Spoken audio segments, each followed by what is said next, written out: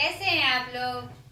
आज के इस पिता पहचान क्लासेस में मैं लेके आई हूँ दिगंत भाग 1 क्लास 11 जो कि बिहार बोर्ड के बच्चों का मेन हिंदी होता है। आज काव्य संग्रह में हम देखेंगे पाठ 2 कबीर के पद, जिसमें 2 पद संकलित हैं, पद 1 एवं पद 2। इससे पहले के वीडियो में मैंने दोनों की पूरी व्याख्या आपको बताई और साथ ही साथ आपको कबीर का परिचय भी बताया। कबीर जो हमारे कवि हैं उनका पूरा परिचय भी बताया। तो आज के इस वीडियो में हम दोनों पदों का प्रश्न अभ्यास देखेंगे। तो चलिए प्रश्न अभ्यास के साथ प्रश्न अभ्यास शुरू करने से पहले एक बार हम पद को देख ले कि क्या था पद में। प्रस्तुत कबीर के पद में पहले पद में कबीर का आलोचक रूप मुखरित हुआ था कि जग जो आडंबर करता है उसके बारे में चर्चा की गई थी और एक ही सत्ता एक ही प्रभु की बात कही गई थी। द्वितीय पद में कबीर का भक्त और प्रेमी रूप प्रभावशाली रूप से हमें दिखाई पड़ा था।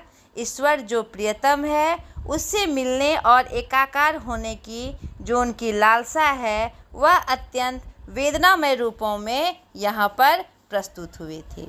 तो चलिए अब एक एक करके हम उसके प्रश्न के साथ चले। थोड़ा बड़ा पार्ट है प्रश्न का, तो जल्दी जल्दी हम इन प्रश्नों को ख़त्म करेंगे। चलिए पहला प्रश्न है, कबीर ने संसार को बौराया हुआ क्यों कहा है। ठीक है, तो पहले पद में हमने देखा था, प्रथम पंक्ति ही थी, संतो देखत जग बौराना। नहीं, यानी कि यहाँ प्रथम पद में वह क्या कहते हैं, जो पूरा समाज जो है मतलब कि झूठ मूठ का दिखावा में घूम रहा है और जिस प्रकार से वह आडंबर कर रहा है वह मार्ग नहीं है प्रभु से मतलब प्रेम पाने की या प्रभु को पाने की। नहीं, तो वही बताते हुए क्या कहते हैं, कबीर जी कह रहे हैं कि देखो संतों, जग बौरा गया है, वह झूठी झूठी राहें अपना रहा है भगवान को पाने का और झूठे झूठे आडंबर और दिखावा कर रहे हैं। जबकि चाहे वह हिंदू हो, मुस्लिम हो, सिख हो, ईसाई हो, सबके भगवान एक ही हैं। भले ही हम अलग अलग रूपों से उनकी पूजा करें, एक ही शक्ति पुंज है जो पूरी दुनिया को चला रही है। यह बात नहीं समझकर आपस में लड़ मड़ कर यह एक बौरा गए हैं, यानी पागल हो गए हैं। बौराने का मतलब क्या है, पागल हो गए हैं। तो इसीलिए कबीर ने संसार को क्या कहा है, बौराया हुआ यानी पगलाया हुआ कहा है। ठीक है, दूसरा प्रश्न है, साँच कहो तो मारन धावे झूठे जगपतियाना। कबीर ने यहाँ किस सच और झूठ की बात कही है। तो आपको आंसर में लिखना है। प्रस्तुत पंक्ति कबीर के पद भाग 2 से संकलित है, 1 से संकलित है, जिसमें उन्होंने क्या कहते हैं, जो बाह्य आडंबर के रूप में हम भगवान की भक्ति करते हुए दिखते हैं, उनको पाने का प्रयास करते दिखते हैं, उसी क्रम में वह कह रहे हैं कि जग एकदम पगला गया है, उसे सच बात बताओ तो वह मारने दौड़ते हैं और झूठ को ही मान रहे हैं। कैसे, यानी कौन से सच को सच पे मारने दौड़ रहे हैं और कौन से झूठ को मान रहे हैं। नहीं, यानी कि वह जो कबीर दास जी जो इशारा कर रहे हैं जग को कि भगवान एक ही है, एक ही परम सत्ता है और क्या कहते हैं, चाहे आप किसी जाति धर्म के हों, वह भगवान एक ही हैं। आप जो यह नेमी कर्मी वाला दिखाते हैं, प्रातः स्नान करके पत्थर को पूज रहे हैं या फिर किताब कुरान पढ़कर अपने आप को श्रेष्ठ कर रहे हैं और कितने मुरीद ऐसे हैं कि अपने आप को श्रेष्ठ बता रहे हैं अपने कर्म के अनुसार और झूठ मूठ का तीर्थ कर करके हम गर्व में हैं कि देखो हमने भगवान को पाने का मार्ग पा लिया। तो इस बात को कबीर जी इशारा कर रहे हैं कि यह सही नहीं है, नहीं, इसको सही नहीं मानो। इस बात पे लोग क्या कर रहे हैं, मारने दौड़ रहे हैं कि नहीं, ये मैं जो यह क्रियाक्रम करता हूँ वही सही है, और तुम ये क्या कह रहे हो कि एक ही भगवान है, हिंदू का भगवान इसमें भगवान है, मुस्लिम का अल्लाह है, नहीं, उनका क्या कहते हैं गुरु ग्रंथ साहिब हैं, आदि आदि कह के अलग अलग नामों से लोग इसको मान रहे हैं और उसे झूठ बता रहे हैं। ठीक है। तीसरा प्रश्न है, कबीर के अनुसार कैसे गुरु शिष्य अंत काल में पछताते हैं, ऐसा क्यों होता है? तो यह भी प्रथम पद में संकेत किया गया है कि इन सब बातों को करने वाले, यह जो हम कह रहे हैं कि हिंदू कहे मोहि राम प्यारा, तुर्क कहे रहीमाना, आपस में दो लड़ी लड़ी मुए, मर्म न काहू जाना, घर घर मंत्र देत फिरत है, महिमा के अभिमाना, गुरु के सहित सिख सब बूढ़े, अंत काल पछताना। यह जो 4 पंक्ति है उसमें वह संकेत कर रहे हैं कि आपस में कोई हिंदू कह रहा है कि राम मेरा है, और मुसलमान क्या कह रहा है कि रहीम मेरा है, और इसी में दोनों लड़ लड़ कर मर रहे हैं। और जो सही मर्म है कि दोनों तो एक ही है, भले ही हम अलग अलग नाम से पूजे, दोनों एक ही है। नहीं, पंडित घर घर मंत्र देते फिरते हैं कि यह राम है, यह राम है, और उसी महिमा पे उनको अभिमान भी है। तो ऐसी बातें जो गुरु अपने शिष्य को बताते हैं, यह भी गलत है। यानी पहले गुरु को सही मर्म का ज्ञान होना चाहिए कि सही बात क्या है, सच्चाई क्या है, तभी वह शिष्य को सही बात बताए, नहीं तो दोनों गुरु और शिष्य दोनों अंतकाल में पछताते हैं। जब उन्हें सही का ज्ञान होता है तो पूरा समय उनका, पूरी ज़िंदगी कट जाती है और अंत में वह पछताते हैं। ठीक है। चौथा प्रश्न है, हिंदू कहे मोहि राम प्यारा, तुर्क कहे रहीमाना, आपस में दो लड़ी लड़ी, मुए मर्व न काहू जाना। इन पंक्तियों का भावार्थ स्पष्ट करें।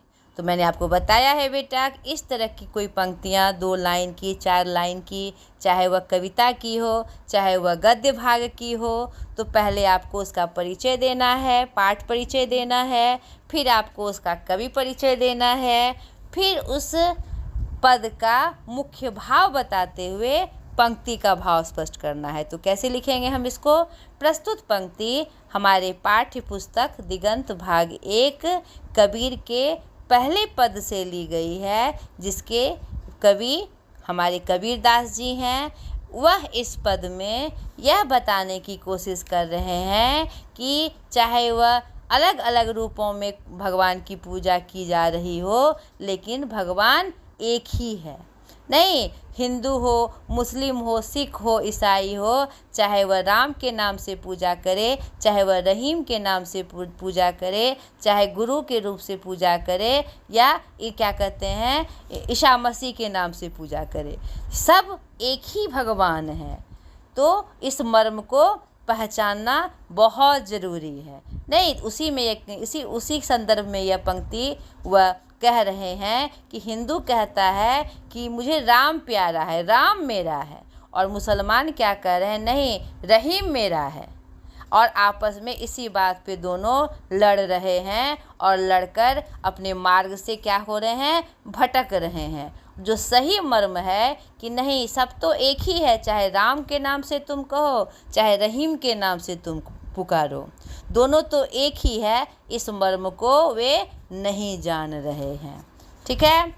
5वां प्रश्न है आपका, बहुत दिनन के बिछड़े माधो, मन नहीं बांधे धीर।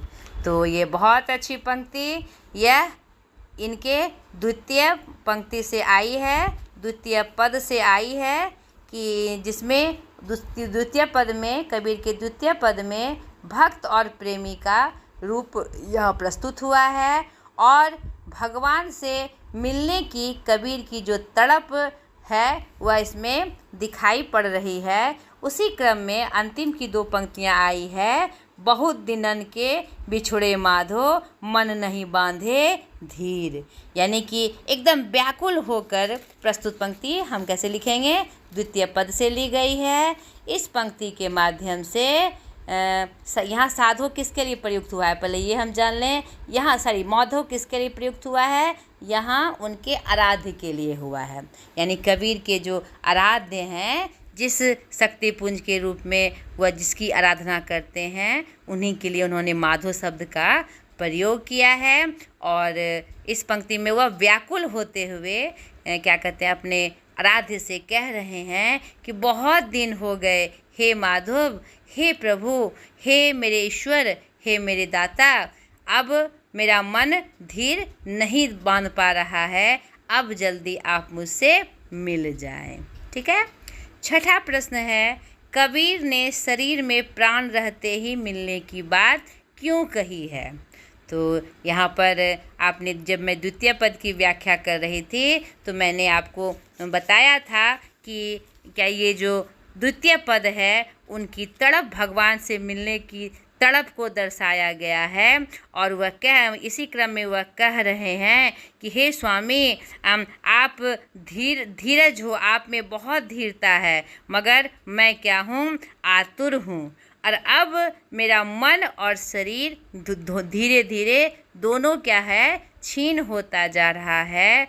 तो हे भलिए, हे मेरे प्रीतम, आप मेरे शरीर के रहते हुए ही मुझसे भेंट करें, मुझसे मिलें। क्योंकि अब यह शरीर पता नहीं कब मेरा साथ छोड़ दे, इसीलिए प्राण रहते कबीर ने शरीर में प्राण रहते ही मिलने की बात कही है। ठीक है।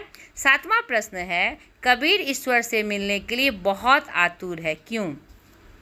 कबीर ईश्वर से मिलने के लिए इसलिए आतुर है क्योंकि अब उनकी जो शारीरिक दशा है वह धीरे धीरे क्षीण हो रही है और मन से भी वे अधीर हो गए हैं अपने आराध्य से मिलने के लिए, अपने इस भगवान से मिलने के लिए। और उनकी आतुरता इतनी ज़्यादा बढ़ गई है और कि उनका मन एकदम बेचैन हो गया है कि कब भगवान उनसे मिले नहीं। और क्या कहते हैं, वह भगवान से इसी क्रम में विनती भी कर रहे हैं कि हे प्रभु, हे गोसाई, अब क्या बहरे मत बनिए, मैं कांचा भाड़ा हूँ, यानी कच्चा मिट्टी का बर्तन हो गया हूँ जिससे धीरे धीरे नीर बह रहा है। यानी मेरा शरीर धीरे धीरे क्षीण हो रहा है और मैं मृत्यु के बहुत करीब जा रहा हूँ। इसीलिए कबीर ईश्वर से मिलने के लिए आतुर है। ठीक है।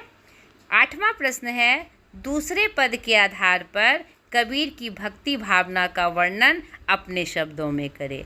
तो मैंने जैसे आपको व्याख्या बताई है, तो यानी कि द्वितीय पद का जो मेन भाव है, जो व्याख्या के रूप में मैंने आपको बताई है, उसको जानकर समझकर अपने शब्दों में उसका वर्णन करना है। मैंने तो स्पष्ट कर दिया है कि इसमें कौन सी भावना कबीर की दिखाई पड़ रही है। तो आप वीडियो में जाके पहले अच्छे से उस व्याख्या को समझें, इस पद में उन्होंने क्या संकेत या क्या निर्देश या क्या संदेश दिया है। फिर उसको अपने शब्दों में छोटे छोटे वाक्य बनाकर लिखे तो आपका आंसर एकदम अच्छे से कंप्लीट हो जाएगा। 9वां प्रश्न है, बलिया का प्रयोग संबोधन में हुआ है, इसका क्या अर्थ है। बलिया का प्रयोग उन्होंने शुरू में क्या कहते हैं, पद 2 में शुरू में ही किया है, हो बलिया कब देखोगी तो ही। यहाँ बलिया का शाब्दिक अर्थ है प्रियतम, जो उन्होंने अपने आराध्य, अपने भगवान के लिए प्रयुक्त किया है। ठीक है। 10वां प्रश्न है, प्रथम पद में कबीर ने बाह्य आचार के किन किन रूपों का जिक्र किया है, उन्हें अपने शब्दों में लिखें। ठीक है। तो आपने पद 1 में देखा था कि बाह्य आचार के रूप में हम क्या क्या करते हैं, हम क्या कहते हैं, पत्थर को पूजते हैं। आत्म मारी पखा नहीं पूजे, आत्मा को मारकर पत्थर को पूजते हैं नहीं। और क्या करते हैं, बड़े बड़े बड़े किताब कुरान पढ़ जाते हैं, पढ़े किताब कुराना नहीं। और क्या करते हैं हम, आसन मारी डिम्ब धरी बैठे, मन में बहुत गुमाना। आसन मार कर बैठते हैं, डिम्ब धरे बैठे हैं और अपने आप में बहुत गुमान करते हैं। पीतर पाथर पूजन लागे, तीर्थ गर्व भुलाना। पीतर को पूजते हैं, पत्थर को पूजते हैं, तीर्थ करके अपने आप को गर्व महसूस करते हैं। टोपी पहरे माला पहरे, छाप तिलक अनुमाना। और क्या क्या बाह्याचार करते हैं हम, टोपी पहनकर अपने आप को बहुत बड़ा पंडित कहते हैं, माला पहनकर अपने आप को हम बहुत बड़ा साधु कहते हैं, छाप बनाकर तिलक लगाकर हम कहते हैं कि हम भगवान के बहुत बड़े अनुयायी हैं। तो यही सब बाह्य आचार क्या कहते हैं, इस पद में उन्होंने, कबीर के पद में उन्होंने जिक्र किया है। 11वां प्रश्न है, कबीर धर्म उपासना के आडंबर का विरोध करते हुए किसके ध्यान पर जोर देते हैं। यहाँ पर उन्होंने जो, हाँ ये बहुत बड़ी बात है कि कबीर जो धर्म उपासना को गलत नहीं मानते हैं, लेकिन हम जो बाह्य आचार और आडंबर करते हैं कि यही सही है और इसके माध्यम से हम भगवान को पालेंगे, उनका वह विरोध करते हैं। वास्तव में वो हमारे सहायक हैं कि इस तरीके से आप भगवान का सही प्रेम नहीं पा सकते, आपका सही रास्ता ये नहीं है, सही रूप से आप भगवान के पास नहीं जा सकते। तो यहाँ पर वो हमारे सहायक बनकर हमें ये बता रहे हैं, इसीलिए वह किसके ध्यान पे जोर देते हैं, वह मतलब कि एक मन रूपी में मन को भगवान, मतलब मन में भगवान को रखकर सही रूप से उनका ध्यान करने पर जोर देते हैं कि मन में उनके रूप को सहेज कर उनका ध्यान करिए। और ये जितना भी बाह्य आडंबर है, टोपी पहनना, तिलक लगाना, छाप चढ़ाना, बड़े बड़े किताब को पढ़कर बखान करना, इस आडंबर को छोड़कर हमें उस शक्तिपुंज का ध्यान करना चाहिए, मन से उसका ध्यान करना चाहिए, तो हमें भगवान मिल जाएंगे। 12वां प्रश्न है, आपस में लड़ते मरते हिंदू और तुर्क को किस मर्म पर ध्यान देने की सलाह कवि देता है। तो हमने यहाँ पर प्रथम पद में देखा था, हिंदू कहे मोहि राम प्यारा, तुर्क कहे रहीमाना, आपस में दो लड़ी लड़ी मुए, मर्म न काहू जाना। यानी यहाँ पर उस मर्म की बात कही जा रही है हमारे कबीर जी के जो द्वारा कि सब तो दोनों एक ही है। हम हिंदू जो लड़ रहा है कि राम मेरा है और मुसलमान जो कह रहा है रहीम मेरा है, वास्तव में दोनों एक ही है। तो इसी मर्म को ध्यान देने की बात कवि कह रहे हैं और सलाह दे रहे हैं, अरे प्यारों दोनों एक ही है, आपस में मत लड़ो। राम कहो चाहे रहीम कहो, दोनों देवता एक ही है, एक ही परमात्मा है। इस मर्म को जल्दी समझ जाओ, तब तुम्हारा कल्याण हो जाएगा। 13वां प्रश्न है, सहजे सहज समाना में सहज शब्द का 2 बार प्रयोग हुआ है। इस प्रयोग की सार्थकता स्पष्ट करें। नहीं तो सहजे सहज समाना, यानी जो प्रथम पद था जब उसका उन्होंने समापन किया, कहे कबीर सुनो हो संतो, ई सब भर्म भुलाना, कोतिक कहो कहा नहीं माने, सहजे सहज समाना। यानी कि कितना भी आपसे कहा जा रहा है, आप उस बात को नहीं मान रहे हैं और सारे भर्म को भूल जाइए और यह मन में सहज सहेज के रख लीजिए, सीधे रूप में रख लीजिए कि सारे लोग क्या हैं, समान हैं। इसमें यानी जितने भी देवता, चाहे आप किसी भी नाम से उसको पुकारे, वे सभी क्या हैं, समान है। ठीक है, यहाँ पर इसी की सार्थकता बताई गई है और बड़े सुंदर शब्द सहजे सहज समाना। यहाँ पर हम क्या देखते हैं, अनुप्रास अलंकार का प्रयोग करते हुए उन्होंने पंक्ति को बहुत ही सुंदर और आकर्षक बनाया है। 14वां प्रश्न है, कबीर ने भ्रम किसे कहा है। तो अभी तुरंत ये पंक्ति मैंने पढ़ी, कहे कबीर सुनो हो संतो, ये सब भ्रम भुलाना। यानी कि पूरे पद में वह जो बता रहे हैं कि आप कोई भी बाह्य आचार कर लो, बाह्य आडंबर कर लो, चाहे तुम कुछ भी कर लो, यह सब गलत बात है। या अगर कोई गुरु तुम्हें सिखा रहा है और शिष्य सीख रहा है तो उसे अंतकाल में पछताना ही पड़ेगा।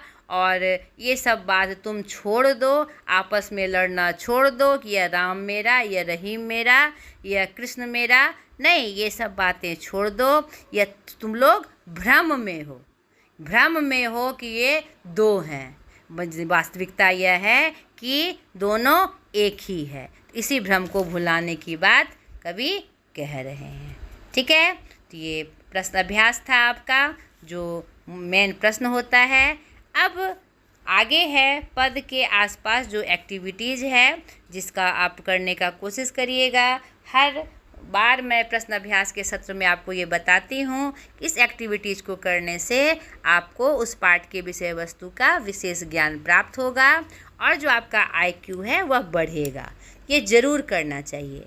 कोई भी किताब में या प्रश्न अभ्यास में अगर ऐसा सेटिंग आता है तो वह बच्चे के सर्वांगीण विकास के लिए आता है।